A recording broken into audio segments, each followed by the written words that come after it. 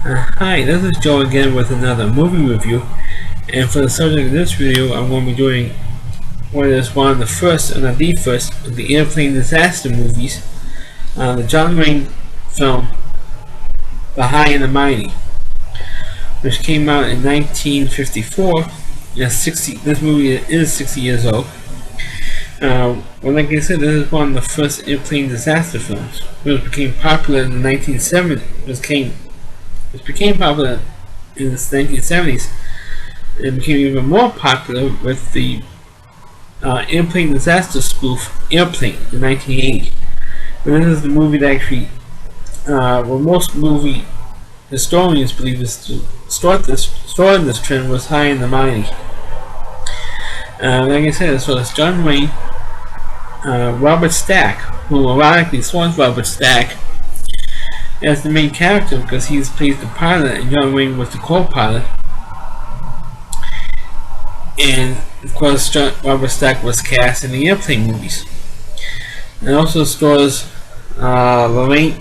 Let's see here. It also stars Claire Trevor, Lorraine Day, Jan Sterling, Phil Harris,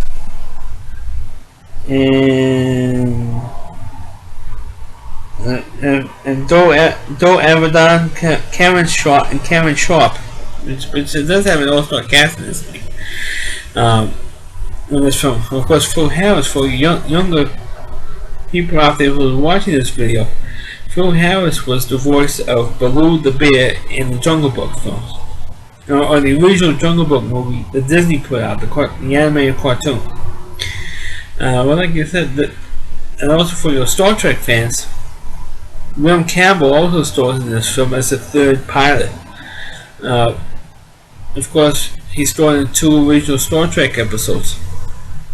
Plus, he also did a couple of other horror movies as well. I might do that for Halloween films for this year. But like I said, High and the Mighty is the first one. And those who don't know the story, it is a story about a flight going from Honolulu, Hawaii. And that time, this is how old this movie is. Hawaii was not even a state at the time. It wasn't even a state till like 5 years after this film came out. So the passengers who were boarding this flight actually have to show their passports. They have their passports stamped at the airport. But this film, like I said, it has an all-star cast in it, and it's supposed to be a routine flight from Honolulu, Hawaii to San Francisco. And it was also how long ago it was. It was like a 12-hour flight. And of course, nowadays, for a flight from Honolulu to San Francisco is about roughly 3.5 to 4 hour flight. It's not that long of a flight nowadays with the jets of today. But in the 50s, it's there's much more planes, and it takes much longer. But the film, at least the first part of the film, is when you talk about the various stories of some of the passengers. You have a newlywed couple who just finished a honeymoon in Hawaii who traveling to San Francisco. You also have a guy who makes the flight to confront a guy who believes is having an affair with his wife. So you have that story going on. Plus you have one guy who was like a nobody on this flight. Plus the various movie stars, and you have a various group of people on it. But of course, the funniest sequence in this film, one of the few funny parts of this film, because it's supposed to be a dramatic movie, and that is of course the sequence with Phil Harris and his wife going on an expensive vacation in Hawaii, and all the bad, his wife gets hurt. With bad back and all this stuff with the men on the couple, and they try to avoid this couple because they were annoying. So that was the funniest part. Well, about halfway through the flight, or more than halfway through the flight, disaster happens. And the disaster was that one of the engines conks out beyond the point of no return. And of course, what that is, for those who don't travel that much by plane, The point of no return is there's a certain point in every flight that if you reach this point or go past this certain point, and if something goes wrong with the plane, or an engine problem or whatever else it is, or any other technical problem, if you hit before the point of no return, it would be safe to go back to the original airport which the plane took off from. But if you pass the point of no return, that means you have to continue to your next airport or an airport that's nearby. But since this happened in the middle of the Pacific Ocean, it's a little hard to find the nearest airport. So what they're trying to do is to try and stretch out whatever gas they had, or what gas they had left, because each engine has its own little gas in it. And they're trying to reach the port of San Francisco. And of course those sequences where they dump all the luggage out, all the clothes, all the extra stuff, all the food that's on the plane and everything else, trying to make it to the to San Francisco, which of course, big surprise hit, which they ended up doing. What's interesting is that before that happens, you go into some of the backstories of a lot of the characters. Well, just about every character on the plane has some kind of backstory, and that's why the movie is as long as it is, and it is a 2.5-hour movie, because it delves into the backstory in every single character, even the John Wayne character, who was originally a pilot, who's been flying since his character has been flying since World War I, and there's one particular between the wars or just after World War II, his wife and son, John Wayne's wife and son, died in a plane crash of a plane that he was flying. He was flying over South America. In South America, the plane crashes, and he was the only survivor. His wife and child died in it. So because he's so dramatic, now he got stuck with being a co-pilot on flights. And and originally John Wayne was not supposed to be in The High and the Mighty. Originally he was not supposed to be in it, but his company, was production company, produced this film, and he says originally didn't want to do it. And he said, "Oh wait, I got an idea. Why don't you become the co-pilot?" Because he didn't want to be the pilot. He said, "Okay, how about the co-pilot?"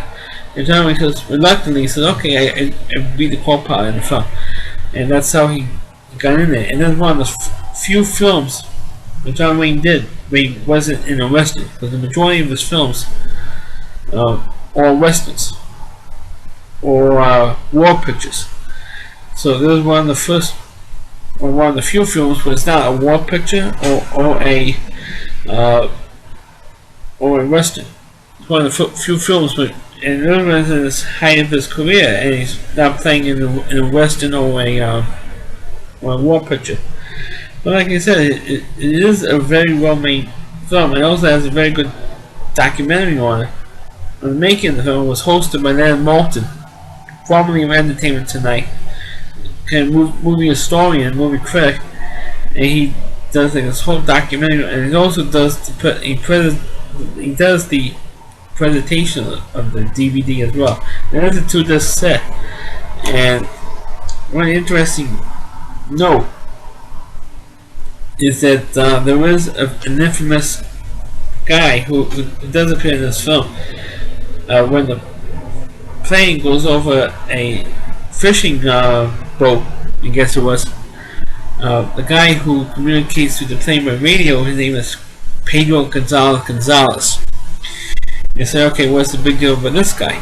Well, he was in a famous clip. I don't know if this clip was on YouTube or not. I don't know. You have to look for it. Pedro Gonzalez on a game show called You Bet Your Life, hosted by Groucho Marx. And this is one of the funniest moments it is. And when he introduces himself to Groucho Marx, his name is Gonzalez. And he says, yeah, it's my first name and my last name. It's the same thing. It's Gonzalez. then what do people at home call you? And the guy goes, oh, they just call me Pedro. And then Buster question marks, he busts out laughing. And of course that's one of the most infamous clips. And because of that appearance on that show, he got cast in this thing. But the funny thing is that the guy couldn't read a thing. He didn't know he was illiterate. He couldn't read a damn thing. So but the game the part, and the guy eventually learned how to read eventually. But at that time he couldn't read a damn thing if his life depended on it. But he got because of that appearance on You Bet Your Life, he got cast in The High and the Mighty. And he had a pretty big sequence because he was on a boat directing between the Coast Guard and the plane. You know, going to where they're at. Because the Coast Guard was escorting them in case there was a problem they could eat, and they decided to ditch. In case they didn't have enough fuel and they had to ditch, the Coast Guard could easily bail them out easily and give corners to a rescue boat or something. But in terms of the film, the drama was there and the acting was there. That's from John Wayne, and he does explain to the passengers what happened. What happened and why. And they don't know why it happened, but it happened. And before the engine exploded, there was little subtle moments of a possible problem. Because the camera jolts up and down and to give seeing what the problem was. And that's what the interesting thing about this film is, that throughout the film, most of the airplane movies, or airplane disaster movies, the camera is stable. And the camera is filming me doing this video now is stable. But one trick they did was they moved the camera up and down, like I'm doing now, moving the camera up and down to give you the effect of the plane going up and down. So, as it's traveling through the air, give you that effect. Which I thought was a pretty neat trick. And I believe that this movie also won the Oscar for the score, for the musical score. But as the film itself, I think it's definitely, even though it's an overlooked John Wayne movie, because like I said, it's not a Western or one of his war pictures, which everybody runs out get a copy of. But all the acting, like Robert Stack was good. William Campbell was in it. And it was like I think it was one of William Campbell's earlier roles. Because what was it? Holy cow! Look how young he is in this thing compared to when he was in Star Trek. Because like I said, William Campbell was in 2 episodes of Star Trek. He was in The Spire of Gothos and Trouble with Tribbles. And to see him in this film was like, oh jeez, that is kind of Star Trek. And of course you have Lorraine Day, who was married to Leo DeRocha, and of course Phil Harris, like I mentioned. So you have a damn good cast, one of the better casts in this film, compared to one of the other movies, which you have. Also you had Who's films, like Airport 77. You had so many other airplane disaster movies after this. And of course, Airplane in 1980 spoofed the whole genre. So that's my review of The High and the Mighty. Please rate the video. Please feel free to comment on it. Please subscribe to my channel, and please forward this video onto your Facebook pages, and please check out my other videos. I'm still a little annoyed that some of my videos don't may have like 5 views on, and some of my other, well, at least 3 of my videos have over 200, which I can't figure out why. So thanks for watching. Catch you next time.